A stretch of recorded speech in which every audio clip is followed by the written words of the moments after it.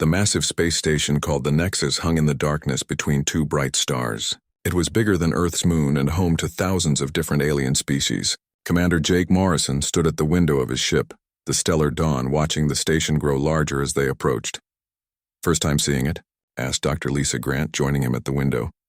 She was the mission's expert on alien life forms and had studied every species they might meet. "Yeah," Jake said. "Hard to believe something so big can stay together." Lisa smiled. "Wait until you see the inside. They say it has cities that stretch for miles underground." Behind them, Ambassador Helen Carter checked her notes one more time. She had spent years preparing for this moment. Humanity was about to join the Galactic Covenant, a group of 847 different species that had kept peace in the galaxy for over 3,000 years.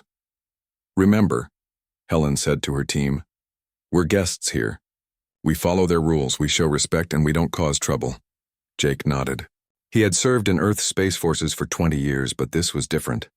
One wrong move could mean war with hundreds of alien races. Earth had good weapons and brave soldiers, but they were just one planet against an entire galaxy. The Stellar Dawn docked at one of the station's many ports. As they walked through the airlock, Jake was amazed by what he saw. The corridors were huge, designed for species much larger than humans. Strange creatures walked, floated, and crawled past them. Some looked almost human, while others were so alien that Jake couldn't tell which end was their head. "The Nexus has artificial gravity and air that works for most species," Lisa explained as they followed signs toward the main council chamber. "It's one of the greatest engineering projects ever built." They passed shops selling things Jake had never seen before, restaurants with smells both wonderful and terrible, and meeting areas where aliens conducted business in dozens of different languages. Translation devices worn on their ears helped them understand most conversations. The council chamber was enormous. Thousands of seats were arranged in circles, each designed for different types of beings. At the center stood a platform where speakers could address the entire assembly. High above, holographic displays showed the current speaker to everyone in the room. "Humans of Earth," announced a tall, thin creature with blue skin and 4 arms. "I am High Counselor Vexthalan of the Zephyrian Republic. Welcome to the Galactic Covenant." Helen stepped forward and bowed slightly. "Thank you, High Counselor. We are honored to be here." "Your species shows promise," Vexthalan continued. "You have developed space travel quickly and shown you can work together despite your differences. These are good signs." Jake noticed that Vexthalan's eyes never left them, studying every movement they made. Other alien representatives seemed friendly enough, but the Zephyrians watched with cold intelligence.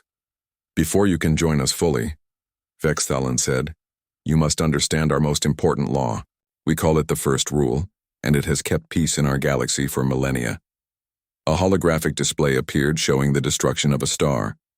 The massive explosion wiped out everything in the system, including several planets that had once been home to billions of living beings. "No species shall develop or use weapons that can destroy stars," Vexthalan announced. "This rule exists because such weapons are too dangerous. One mistake could kill entire worlds. The penalty for breaking this rule is immediate removal from the Covenant and complete isolation from galactic society." Helen nodded. "Earth understands and agrees to follow this law." "Excellent," said Vexthalan. "Now we have heard interesting reports about human technology. Your fusion power systems are quite advanced for such a young species. Tell us more about these developments." Jake felt uncomfortable. Before leaving Earth, his superiors had given him strict orders about what information to share. Earth's fusion technology was more advanced than they wanted other species to know. "Our fusion systems are for peaceful purposes only," Jake said carefully. "Power generation, ship engines, that sort of thing." "Of course," Vexthalan replied, but his tone suggested he didn't believe Jake's simple answer. "We look forward to learning more about human achievements in the coming months." The ceremony continued with speeches from other species welcoming humanity to the Covenant. Most seemed genuinely happy to have new members, but Jake noticed that several species appeared nervous when the Zephyrians spoke. After the formal proceedings ended, Helen mingled with other ambassadors while Jake and Lisa explored the station. They visited the Hall of Species, where information about every member race was displayed. Lisa was fascinated by the diversity of life forms while Jake studied their military capabilities. "Look at this," Lisa said, pointing to a display about the Zephyrians. "They're one of the oldest members of the Covenant. They helped write many of the laws that govern galactic society. Jake read the information with growing unease. The Zephyrians had been involved in dozens of conflicts over the centuries, always as peacekeepers or investigators. They seemed to show up whenever there was trouble. They've also been present at every case where a species was expelled for violating the first rule. Lisa noted. 12 species over the past 1,000 years? That's quite a coincidence, Jake muttered. They returned to their ship that evening with mixed feelings. Humanity had been accepted into the Covenant, which was a great achievement. But Jake couldn't shake the feeling that they were being watched and judged by beings who might not have humanity's best interests at heart. As they prepared to leave the Nexus, Vexthalan's final words echoed in Jake's mind. We look forward to ensuring humanity follows all established protocols. It sounded like a promise, but Jake heard it as a threat. Helen was optimistic about humanity's future in the Covenant, but Jake decided to send a coded message back to Earth. Something about the Zephyrians bothered him, and his military instincts told him to be careful. The Stellar Dawn departed the Nexus the next morning, carrying humanity's hopes for a peaceful future among the stars. But Jake suspected that peace might be more fragile than anyone realized, and that some species might have their own plans for the galaxy's newest members. 3 weeks after humanity's acceptance into the Galactic Covenant, the first accident happened on New Terra, one of Earth's newest colonies. The mining facility that had been running smoothly for 2 years suddenly exploded, killing 43 workers and destroying millions of credits worth of equipment. Captain Ryan Blake received the distress call while patrolling the outer colonies in his ship, the Iron Will. He was a career military officer who had been assigned to protect human settlements from pirates and other dangers. What he found at New Terra didn't look like an accident. The explosion happened in the main fusion reactor, explained Colony Director Sam Hughes as they stood in the wreckage. Our engineers say it's impossible. The safety systems should have prevented any overload. Ryan examined the twisted metal and strange burn patterns. He had seen fusion accidents before, and this didn't look right. The damage was too precise, too focused. It looked like sabotage. Have you had any unusual visitors recently? Ryan asked. Just the Covenant inspection team last week, Sam replied. They said it was a routine check of our mining operations. Very thorough bunch. They spent 3 days going over everything. Ryan's suspicions grew. He took detailed scans of the wreckage and sent samples back to Earth for analysis. What he found made his blood run cold. The metal showed traces of Zephyrian energy signatures, the kind left by their advanced tools and weapons. Before he could investigate further, another accident occurred. This time it was Kepler Station, a research facility studying new forms of space travel. A Covenant inspection team had arrived unannounced and confiscated half of the station's equipment, claiming it violated safety regulations that had been passed just days earlier. Dr. Linda Walsh, the station's director, was furious. They took our prototype engines, she told Ryan over a secure communication channel. Engines we've been developing for civilian transport. They said the technology was potentially dangerous and needed to be studied by Covenant experts.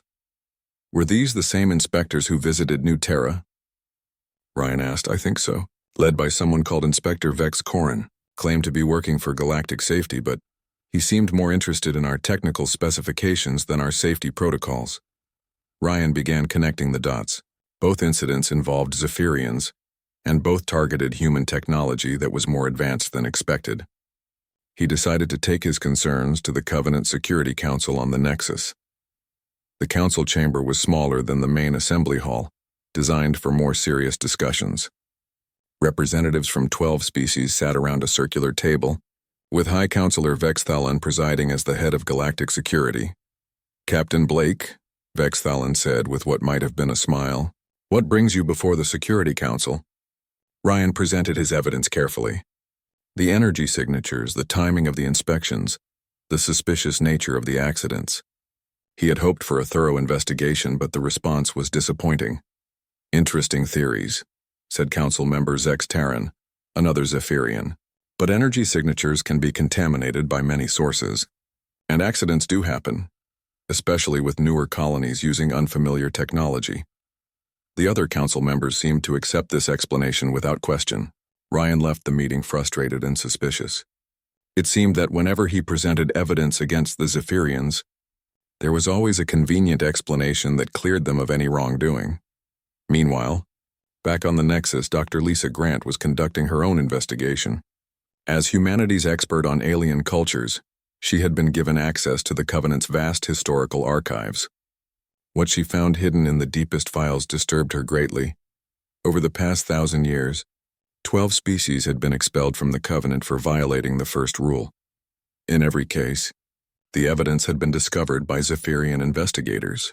In every case, the weapons were found just before they could be used. And in every case, the accused species claimed they were innocent. Lisa dug deeper and found something even more troubling. Each of the 12 extinct species had been developing technology that was more advanced than the Zephyrians expected. Better engines, stronger materials, more efficient energy systems. All of them had been making progress that might have challenged Zephyrian dominance in various fields. She tried to access more detailed files about these species, but found that most records had been classified or destroyed. The official reason was storage limitations, but Lisa suspected the truth was more sinister. On Earth, Admiral Pete Collins was reviewing reports from all human colonies when he noticed the pattern. The accidents and inspections weren't random. They were targeting humanity's most advanced facilities, the ones working on breakthrough technologies that could give humans an edge in galactic society. Pete had served in 3 wars and knew the signs of a systematic campaign. Someone was trying to weaken humanity's position before they could become too strong. The question was whether the Covenant as a whole was involved, or if this was the work of a specific group. His answer came from an unexpected source. A Zephyrian scientist named Kex Nolan contacted Earth through secret channels, claiming he had information about a conspiracy within his own government. The meeting was arranged in a neutral location, far from Covenant space. "My people are not what they seem," Kex Nolan told Pete, through a scrambled communication link. "For centuries we have eliminated species that might challenge our position. We use the first rule as our weapon, creating evidence of violations that never really happened." "Why are you telling me this?" Pete asked. "Because some of us believe it's wrong," Kex Nolan replied, "and because humanity is next on the list. My government is already preparing the evidence that will prove you have built star-killing weapons." Pete felt a chill run down his spine. "What kind of evidence?" "The kind that will convince the entire galaxy that humans are too dangerous to live." The communication ended, leaving Pete with a terrible choice. He could warn the other human colonies, but that might make them look guilty. He could present this information to the Covenant, but who would believe the word of one rogue Zephyrian against their entire government? Instead, he decided to prepare. If the Zephyrians were planning to frame humanity for crimes they didn't commit, then humanity needed to be ready with proof of their innocence. Pete began a secret investigation into Zephyrian activities, using Earth's best intelligence agents and most advanced technology. As reports of more accidents and violations reached Earth, Pete realized they were running out of time. The Zephyrians were building their case against humanity, and soon they would spring their trap. When that happened, humans would need more than just the truth to survive. They would need evidence that even the galaxy couldn't ignore. Captain Ryan Blake was conducting a routine patrol near the Sigma Draconis system when his ship's sensors detected something that would change everything. The readings were massive, unlike anything he had seen before. Energy levels that could only mean one thing: someone was building a weapon capable of destroying stars. "Sir, you need to see this," said Lieutenant Amy Chen, his sensor operator. "We're picking up massive energy signatures from the 3rd planet in the system. It's uninhabited, but something big is happening there." Ryan studied the readings with growing alarm.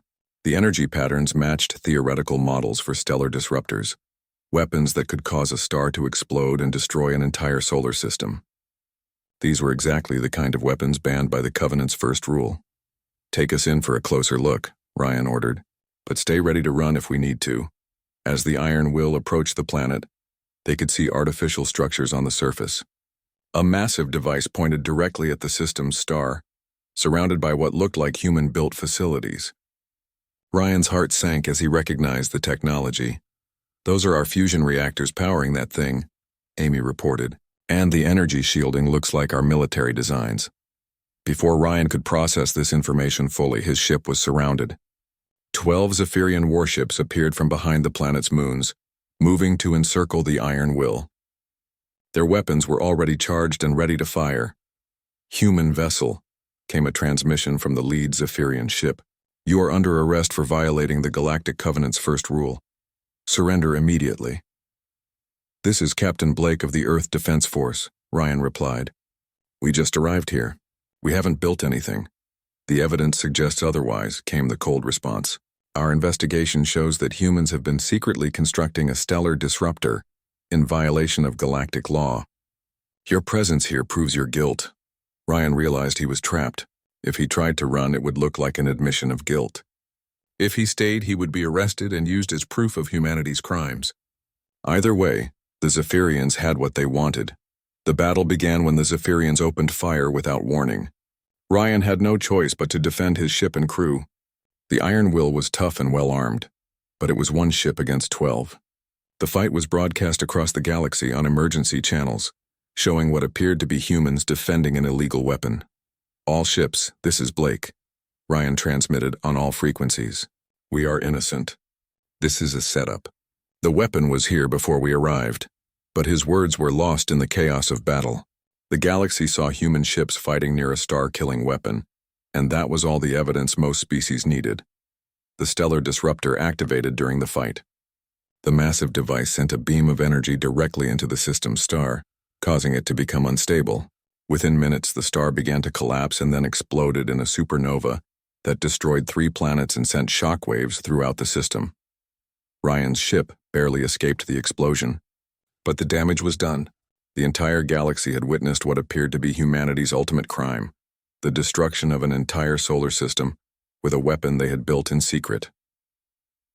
On the Nexus, Ambassador Helen Carter watched the news broadcasts with growing horror. Every major news network in the galaxy was showing the same footage: human ships near a starkiller weapon, followed by the destruction of an entire system. The evidence looked overwhelming and undeniable. "This is impossible," Helen told Dr. Lisa Grant as they met in an emergency session. "Earth doesn't have the technology to build such a weapon, and we would never destroy a star system, even an uninhabited one." "The Zephyrians are claiming they've been tracking this project for months," Lisa replied.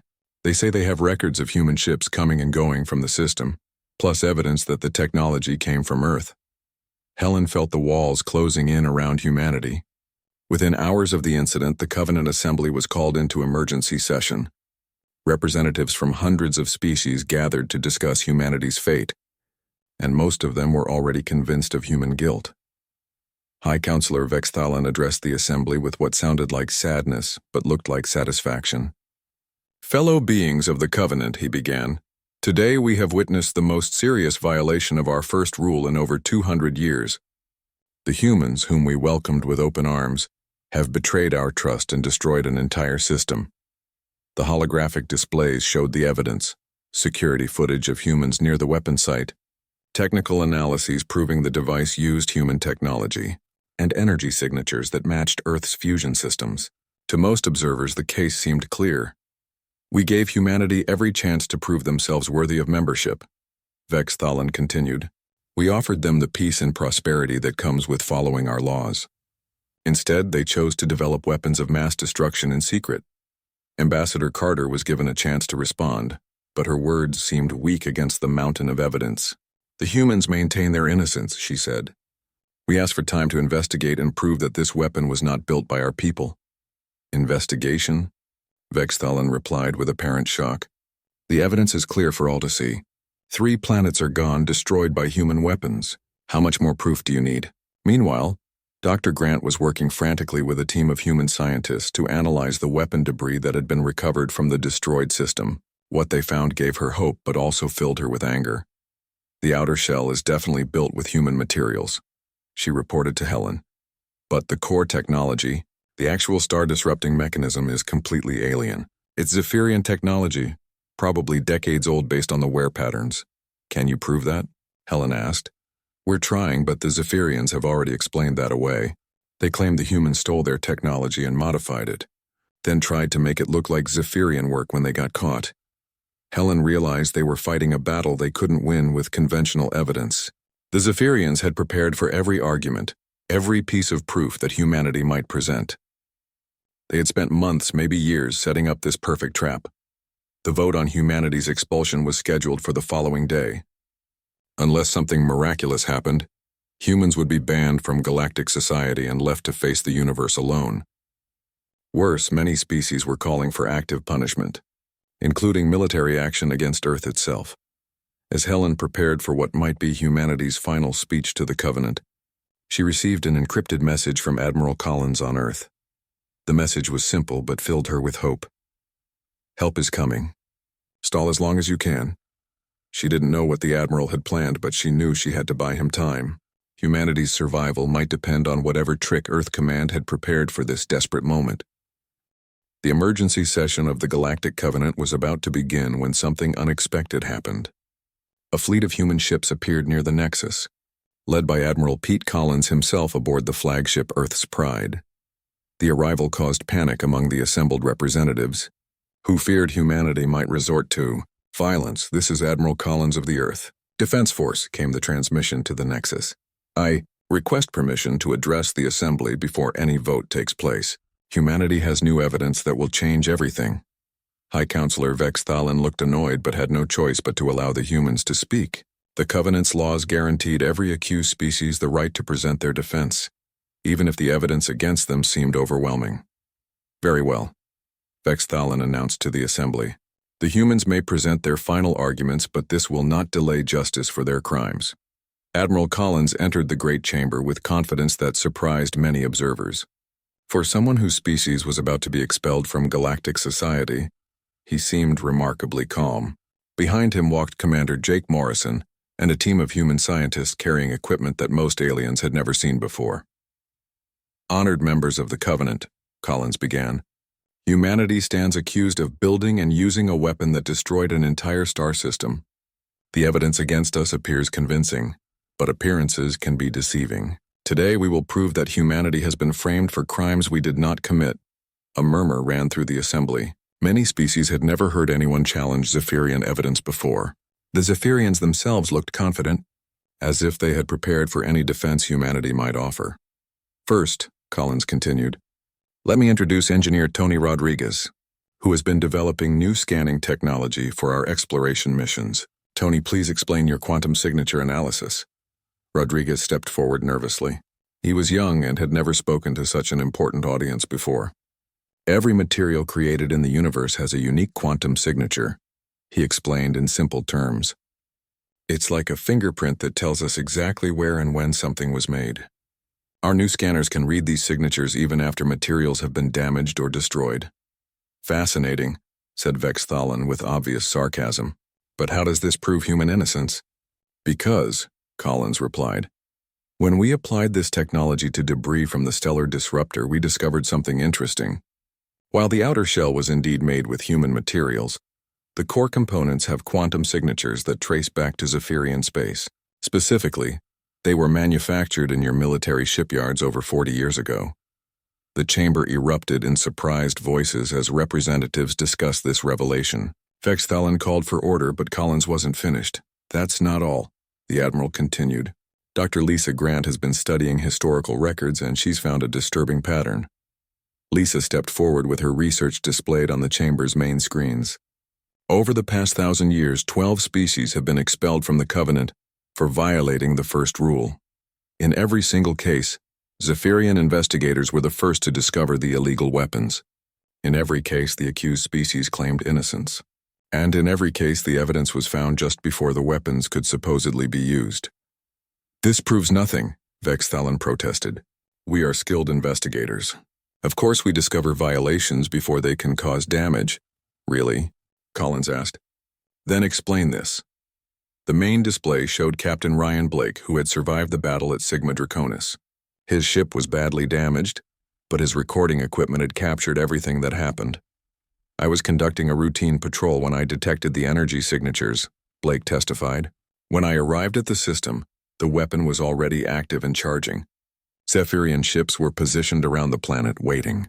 They didn't discover the weapon. They were protecting it."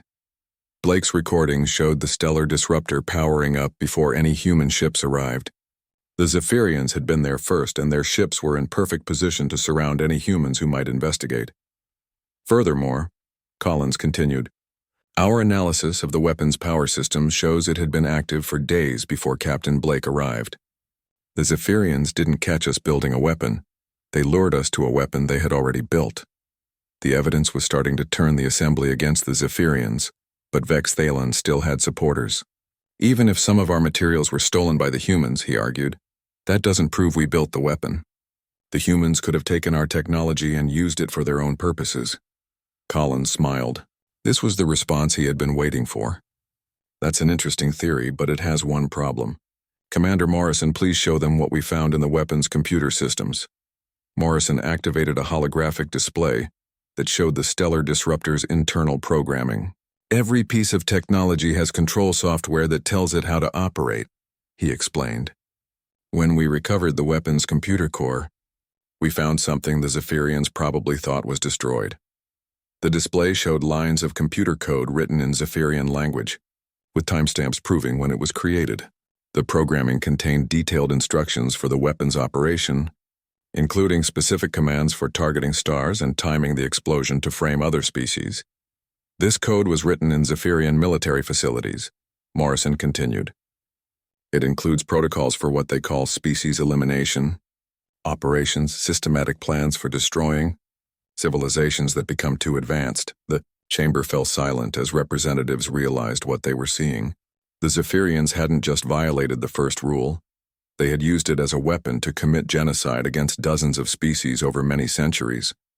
But Collins had saved his most damning evidence for last. Finally, he announced, we have testimony from someone who knows the truth about Zephyrian operations. A figure appeared on the main display. It was Kex Nolan, the Zephyrian scientist who had first warned Earth about the conspiracy. He looked terrified but determined to speak. I am a senior researcher in the Zephyrian Military Science Division, Kex Nolan testified. For decades, I have been forced to help design weapons that violate the first rule. Our government has been building stellar disruptors in secret while using the law to destroy any species that might challenge our dominance. Lies, Vex Thalen shouted. This traitor has been influenced by human propaganda. Then explain these, Collins said as new evidence appeared on the displays. Secret Zephyrian military documents detailing their plans to eliminate humanity, including precise instructions for framing them with planted evidence. Communications between Zephyrian officials discussing which human colonies to target first. Even recordings of Vex Thalen himself ordering the construction of fake weapons to use against other species. The assembly was in chaos as representatives realized they had been deceived for centuries. The Zephyrians, who had positioned themselves as guardians of galactic peace, were actually the greatest threat the galaxy had ever known. But Vex Thalen wasn't finished. Even if some of these accusations are true, he said desperately, humanity is still guilty of developing advanced weapons. They are dangerous and must be controlled. You're right about one thing, Collins replied. Humanity has been developing weapons, but not the kind you think. Admiral Collins activated a communication device that sent signals to human ships throughout the galaxy. Suddenly, defensive satellites that had been hidden in dozens of systems activated, revealing a vast network of protection systems that humanity had been building in secret. While other species focused on following your rules, Collins announced, we prepared for the possibility that someone might break them. These are not offensive weapons. They are designed to stop stellar disruptors and protect innocent worlds from destruction. The revelation stunned the assembly. Humanity hadn't been building star killers. They had been building star savers, devices that could prevent the exact kind of destruction the Zephyrians had been causing for centuries. The Galactic Covenant Tribunal reached their verdict after 3 days of deliberation. Chief Justice Wellcommon, an ancient being from the ethereal collective, spoke with a voice that carried the weight of thousands of years. The evidence presented is clear and overwhelming, the Chief Justice announced to the packed assembly hall. The Zephyrian Republic is guilty of the most serious crimes in galactic history. They have not only violated the first rule themselves, but used it as a weapon to commit genocide against 12 innocent species over the past millennium. The chamber erupted in angry voices as representatives from hundreds of worlds expressed their outrage. Many species realized that they too had been manipulated by Zephyrian lies and false evidence over the centuries. High Counselor Vex Thalen stood with cold fury in his eyes. This tribunal has been corrupted by human propaganda, he declared. The Zephyrian Republic will not accept this verdict.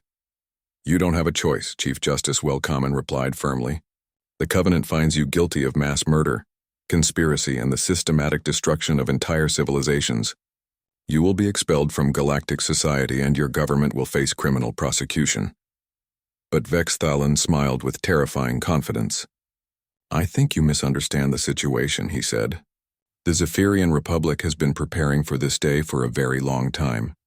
Across the galaxy, hidden Zephyrian fleets suddenly appeared near major population centers.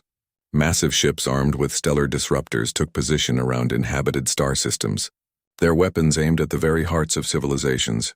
We have star-killing weapons pointed at 47 major worlds, Vexthalan announced as the horrible truth became clear. If the Covenant does not submit to Zephyrian authority within 1 hour, we will begin destroying entire systems until you surrender. The assembly hall fell into shocked silence. The Zephyrians had never cared about the first rule. They had created it to prevent other species from developing the same weapons they had been secretly building for centuries.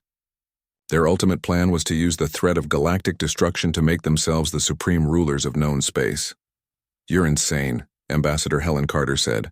You can't rule a galaxy through terror. Watch us, Vexthalan replied coldly. Every species will obey Zephyrian commands or they will die. Admiral Collins activated his communication system and spoke calmly to his fleet commanders. All human ships, this is Collins. Execute Defense Protocol 7. Across the galaxy, humanity's secret defense network came online. The satellites and platforms that Collins had revealed to the Covenant weren't just for show. They were fully operational systems designed specifically to stop stellar weapons. At the Altair system, where a Zephyrian dreadnought was preparing to destroy a world with 8 billion inhabitants, engineer Tony Rodriguez's quantum scramblers activated. The advanced technology disrupted the stellar disruptor's targeting systems, making it impossible for the weapon to lock onto the star. Sir, our primary weapon is offline, reported the Zephyrian weapons officer. Something is interfering with our targeting computers. Similar reports came from Zephyrian ships throughout the galaxy. Every stellar disruptor in their fleet was being neutralized by human defense systems that had been placed in secret over the past several months. Impossible, Vexthalan snarled. Our weapons are shielded against all known interference. Against all known interference, yes, Collins replied with satisfaction. But our quantum scrambling technology is completely new. We developed it specifically to stop your weapons after we learned what you were planning. The tide of battle turned quickly. Without their stellar disruptors, the Zephyrian ships were just ordinary warships facing the combined fleets of dozens of angry species. Captain Ryan Blake, now commanding the rebuilt Iron Will, led a task force of human and alien ships against the Zephyrian fleet at Earth. This is for all the species you destroyed, Blake transmitted as he engaged the enemy flagship. And this is for trying to frame humanity for your crimes. The human ships fought with a fury that impressed their alien allies. Dr. Lisa Grant's research into Zephyrian biology had led to the development of countermeasures against their bioweapons. Rodriguez's scramblers not only neutralized their starkillers, but also disrupted their advanced shielding systems. On world after world, the Zephyrian occupation forces found themselves outmatched by defenders who had been warned and prepared. The species that had seemed so invincible for centuries crumbled when faced with united opposition and human ingenuity. The war lasted only 6 days. When it was over, the Zephyrian Republic had surrendered unconditionally, and their leaders were in custody facing charges for crimes against entire civilizations. How did you know?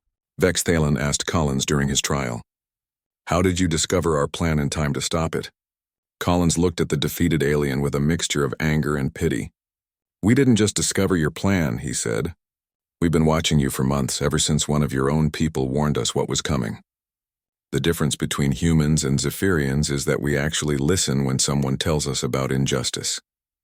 The aftermath of the war brought major changes to galactic society. The Covenant was reformed with new leadership and better oversight systems to prevent any one species from gaining too much power. The first rule was modified to allow defensive weapons while strictly forbidding offensive stellar technology. Commander Jake Morrison was elected as the first human High Counselor, while Captain Blake became the leader of a new multi-species defense force designed to protect the galaxy from future threats.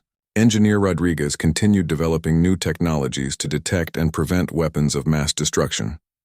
Ambassador Helen Carter worked with other species to establish the Genocide Prevention Protocol, a set of laws designed to protect emerging civilizations from the kind of systematic elimination that had destroyed so many species under Zephyrian rule. The memorial service for the 12 extinct species was held on the rebuilt Nexus Station.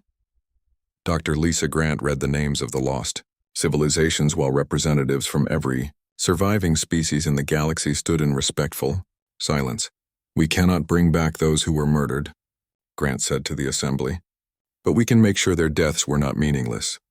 We can build a galaxy where truth matters more than power, where justice protects the innocent, and where no species will ever again face extinction because of another's greed."